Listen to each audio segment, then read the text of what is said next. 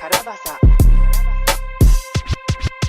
Purong Tagalog ang pundasyon ng utak. Sa mura kong edad lahat ay gustong matamasa. Sa lumang abakada pa natutong bumasa. Kabilaan man ng hamon ako'y armas na panggera.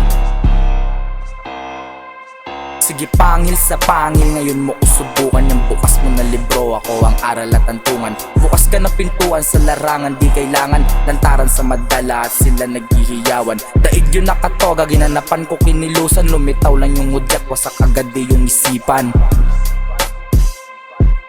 Bulong ko sa hangin, umabot sa kometa. At sa ruro kasinta, lalakaran ko ang tala. May sarili tong silid, araw-araw malaguna. Pasipiko baka mo o loob lang yan ang aking utak. Pinipilit lagi na makaangat. Nakabakat na to sa puso, isip pati sa balat. Hindi basura ang bibig pero lagi nagkakalat. May aral na kapupulutan, freestyle man o magsulat. Walang sinisino o kinikilalang sindikato, kundi ka sigurado ay sampal to sa mukha mo. Minsan na rin nagangad na mataas ang simpleng tao.